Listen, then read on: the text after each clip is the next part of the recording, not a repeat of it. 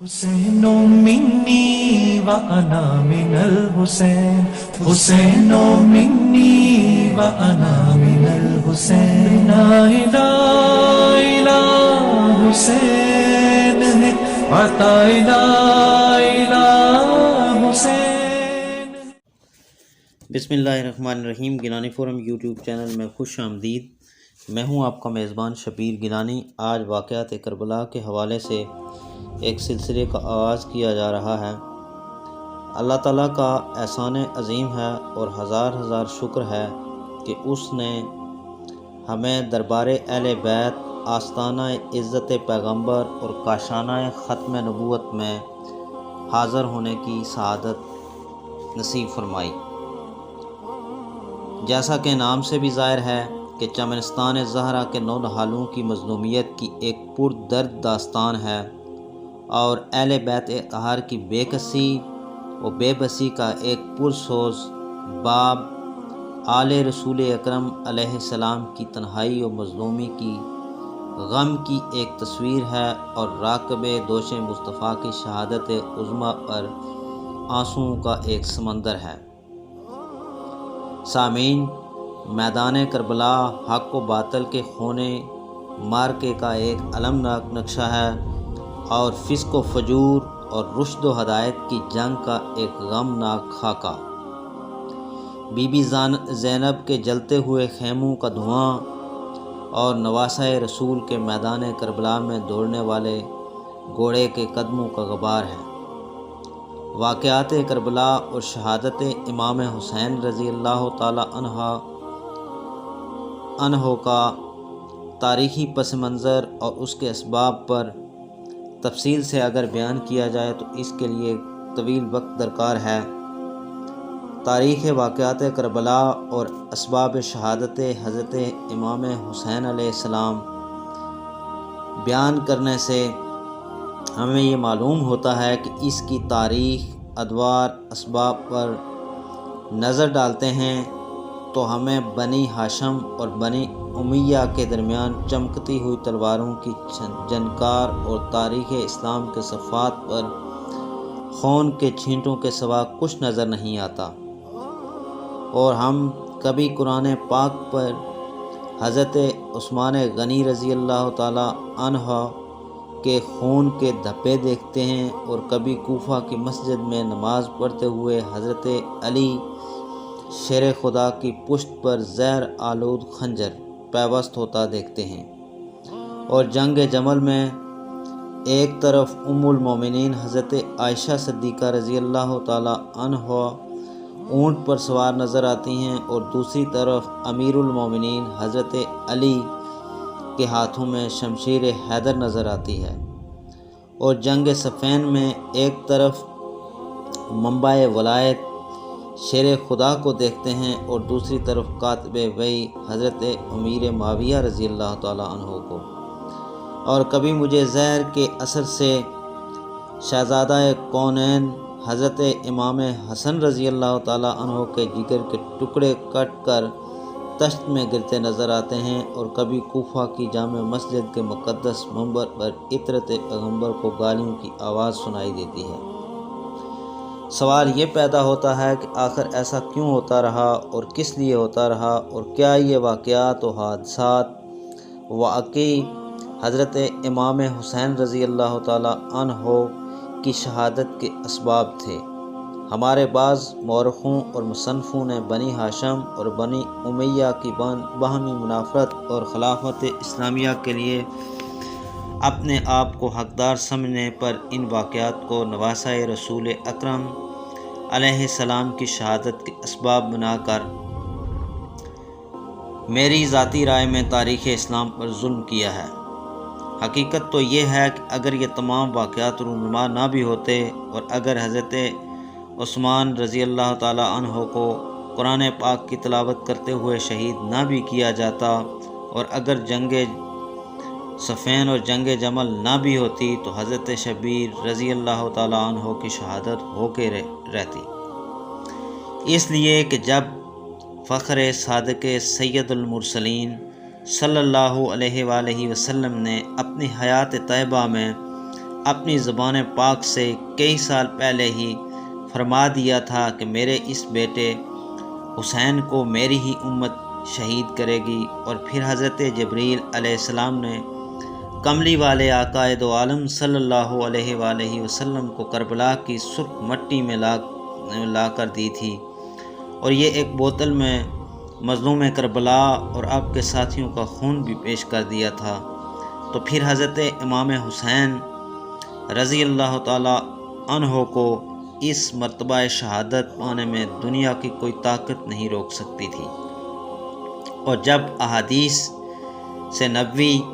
علیہ السلام سے یہ تمام چیزیں ثابت ہیں تو پھر وہ تمام اعتراضات بھی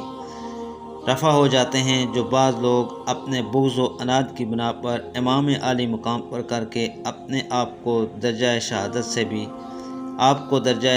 سے بھی گرانا چاہتے ہیں۔ الغرض شہادت حضرت امام حسین ایک فطری عطیہ تھا جو ازل سے ہی آپ کی ذات کے لیے لکھا جا چکا تھا،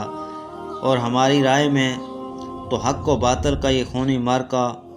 ہونا ضروری تھا، اس لیے کہ ابتدائے آفرینش سے لے کر اسلام کے سنہری زمانے تک اللہ تعالیٰ کی راہ میں جتنے بھی جہاد ہوئے اور جتنی بھی قربانیاں دی گئیں، ان کی حیثیت ایک شخص اور انفرادی ہوا کرتی تھی۔ اجتماعی طور پر کسی بھی نبی کے پورے خاندان نے کسی جہاد میں یا کسی قربانی میں حصہ نہیں لیا۔ اول تو جب بھی کبھی خدا کی راہ میں قربانی دینے کا وقت آیا تو وہ پایا تکمیل تک نہ پہنچ سکی۔ مثلاً حضرت ابراہیم علیہ السلام کو جب آتش نمرود کے بھڑکتے ہوئے شعلوں میں پھینکا گیا تو بڑے پرسکون صبر و استقلال ثابت قدمی سے اس میں کود پڑے، لیکن خداوند تعالیٰ نے اسی آگ کو یا نار کونی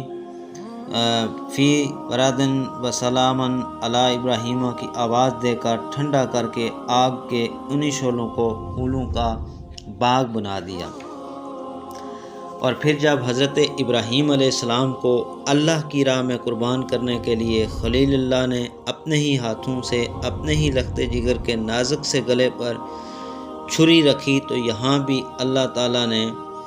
فرمایا کہ چھری کو چلنے سے روک لیا، اور پھر حضرت عیسیٰ علیہ السلام کو اللہ کی راہ میں پھانسی کے تختے پر لٹکا دیا گیا تو یہاں بھی رب العزت نے ان کو آسمان پر زندہ اٹھا لیا کہ انہوں نے یقیناً حضرت عیسیٰ علیہ السلام کو قتل نہیں کیا بلکہ خدا تعالیٰ نے ان کو آسمان پر اٹھا لیا۔ ان تمام واقعات قرآنیہ سے یہ بات پوری طرح ثابت ہو جاتی ہے کہ اب تک کسی پیغمبر کے پورے خاندان نے کسی بھی جہاد میں کوئی حصہ نہیں لیا تھا، اور اگر ذاتی اور انفرادی طور پر کسی نبی نے اللہ کی راہ میں قربانی دینے کے لیے کوئی قدم اٹھایا بھی تو اس کو راہ ہی میں روک لیا گیا۔ لیکن جب اسوہ ابراہیمی کو زندہ کرنے کا وقت آ گیا تو اس کی عملی تفسیر کرنے کا وقت آیا تو پھر میدان کربلا کے حق و باطل کے خونی معرکے میں اور یزید کے فسق و فجور کے خلاف جہاد میں خاندان نبوت کے زن و مرد، بال بچوں، بوڑھوں اور جوانوں نے حصہ لیا۔ بی بی زینب نے حصہ لیا، بی بی شہربانو نے حصہ لیا، بچی سکینہ نے حصہ لیا، اون و محمد نثار ہوئے، قاسم قربان ہوا، عباس کے بازو قلم ہوئے، جوان اکبر کی لاش پر گھوڑے دوڑائے اور شیرخوار عسکر کے حلق پر تیر لگا، اور اس طرح زمین کی آغوش جن کے پاک خون سے ابھی تک خالی تھی، کربلا کا میدان اس کے خون سے سیراب ہو گیا۔ سامعین، حضرت امام حسین علیہ السلام کی شہادت عظمیٰ کا واقعہ کوئی شخصی یا انفرادی واقعہ نہیں بلکہ نبوت کے پورے خاندان کا واقعہ ہے، اور اس کا تعلق اسلام کی اصل حقیقت سے ہے، دین کی اصل روح سے ہے اور مذہب کی اصل جڑ ہے، یعنی اس حقیقت اور اس روح سے کہ جس کی ابتدا حضرت اسماعیل علیہ السلام کی ذات سے ہوئی تھی، اور حضرت شبیر نے میدان کربلا میں اپنی سرفروشی سے اس کی تکمیل کر دی۔ اور اگر نواسہ رسول کی شہادت کے اسباب پر نظر ڈالی جائے تو ایک ہی سبب نظر آتا ہے، اور وہ ہے یزید کی شخصی حکومت۔ اس کا غیر اسلامی نظام اور اس کا فسق و فجور، اس کا اسلام کی حدوں کو توڑنا اور اس کی شریعت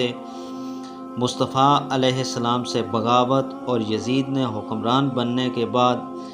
جب یہ سب کچھ کرنا شروع کر دیا تو امام علی مقام کی غیرت ایمانی نہ برداشت کر سکی کہ کوئی شخص اسلام کے نام پر حکومت لے کر پھر اسلام کی ہی حدوں کو توڑے۔ اس لیے انہوں نے ارادہ کر لیا کہ میرے نانے مصطفیٰ علیہ السلام کی وہ خلافت الہیہ کی مقدس امانت جو یزید کے ہاتھوں برباد ہو رہی ہے، اگر میری اور میرے بال بچوں کی قربانی سے بچ سکتی ہے تو پھر ایک اکبر نہیں سینکڑوں اکبر، اور ایک اصغر نہیں ہزاروں اصغر، اور ایک حسین نہیں لاکھوں حسین اس مقدس امانت کی رکھوالی کے لیے قربان۔ اور پھر اگر بنی ہاشم اور بنی امیہ کی باہمی دشمنی پر غور کیا جائے تو یہ دشمنی رسول اکرم صلی اللہ علیہ وسلم کی وصال پاک کے بعد خلافت کے جھگڑے سے ہی شروع نہیں ہوئی، بلکہ اس کی ابتدا تو اس وقت ہو چکی تھی جب کہ نبی کریم علیہ السلام کے پردادا ہاشم کے والد عبد مناف کے ہاں 2 ایسے بچے پیدا ہوئے جن کی پیٹھیں ایک دوسرے سے جڑی ہوئی تھیں اور ان کے نام ہاشم اور امیہ تھے۔ تو عبد مناف نے جب یہ دیکھا کہ ایسی حالت میں ان دونوں کا زندہ رہنا مشکل ہے تو انہوں نے سوچا کہ ان کو ایک دوسرے سے علیحدہ کر دیا جائے، شاید ایک بچ جائے۔ چنانچہ ہاشم اور امیہ کو تلوار سے علیحدہ کر دیا گیا، مگر اللہ کی قدرت کہ یہ دونوں زندہ رہے اور پھر ان دونوں کا شجرہ نسب بھی چلا۔ اس شجرہ نسب سے یہ حقیقت واضح ہو جاتی ہے کہ جس تلوار کی ابتدا ہاشم اور امیہ کو علیحدہ کرتے وقت ہوئی تھی، اس کی انتہا کربلا کے میدان میں ہوئی اور عبد مناف کے دامن پر ہاشم کے خون کے چند قطرے گرے تھے۔ کربلا کے میدان میں ہاشمی شہزادوں کے خون کے دریا بن گئے، اور وہ تلوار جو دونوں بھائیوں کو جدا کرتے وقت تشنا رہ گئی تھی، کربلا میں اس کی پیاس بجھ گئی، اور ہاشم آگے بڑھ کر آل رسول، عزت پیغمبر اور اہل بیت اطہار ہوا، اور پھر ان کے گھر قرآن نازل ہوا، جبریل نے ان کی دربانی کی، فرشتوں نے ان کا جھولا جھلایا، حوروں نے ان کی شان میں قصیدے پڑھے، رضوان جنت نے ان کی راہ میں پھول بکھیرے، اور خود خدا نے ان کی شان میں آیت تطہیر نازل فرمائی، اور پھر یہی گھرانہ خاندان نبوت کہلایا، اور انہیں نفوس قدسیہ کو کائنات کی ہدایت کے لیے چنا گیا، اور انہیں انہی پاک ہستیوں کے ہر ایک نقش قدم کو سیدھے راستے سے بھٹکے ہوئے انسانوں کے لیے مشعل راہ بنایا۔ اور سچ پوچھو تو یہ ساری کائنات انہی جلووں کا پرتو ہے، انہی کے حسن و جمال کی جلوہ ریزی ہے، انہی کے رخ انور کی ضیاء پاشی ہے، اور انہی کی ذات کا ظہور ہے۔ اور امیہ جس کے دل میں کعبہ کی تولیت کے معاملے میں ایسی آگ بھڑکی کہ اس کے شعلے صدیوں تک اٹھتے رہے، بعد میں بنی امیہ کہلایا۔ ابو سفیان ان کا پڑپوتا تھا۔ کون ابو سفیان؟ جو اسلام لانے سے قبل اسلام کا سب سے بڑا دشمن تھا، دین کا سب سے بڑا مخالف تھا، اور شہنشاہ دو عالم صلی اللہ علیہ وآلہ وسلم کا سب سے بڑا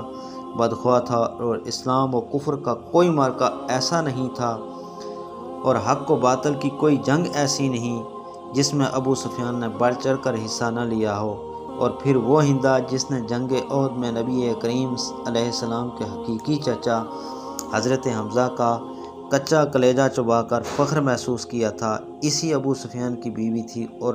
یزید جس نے خلافت الہیہ کو تباہ کیا، جس نے قرآنی احکامات کی خلاف ورزی کی، جس نے شریعت کی حدوں کو توڑا، اور پھر جس نے چمنستان زہرہ کو لوٹا، اسی ابو سفیان کا پوتا تھا۔ اس حسب و نسب کو دیکھنے کے بعد ہمیں یہ نگاہیں ہماری دیکھ سکتی ہیں کہ منصف مزاج دل جان لیتے ہیں کہ حق حضرت امام حسین رضی اللہ تعالیٰ عنہ تھے یا یزید، اور اسلام کے باغ کا رکھوالا اور شریعت مطہرہ کا محافظ ہاشم کا گھرانہ تھا یا امیہ کے خاندان کا ایک فاسق و فاجر بادشاہ؟ عقائد میں کسی کے دخل دینے کی ضرورت کیا؟ عقائد میں کسی کے دخل دینے کی ضرورت کیا؟ قیامت پر بھی کوئی فیصلہ باقی تو رہنے دو، انشاءاللہ واقعہ کربلا پر اس کے بعد نئے سلسلے کے ساتھ آپ کی خدمت میں پھر حاضر ہوں گے۔ اجازت دیجیے۔ اے کربلا، اے کربلا، اے کربلا۔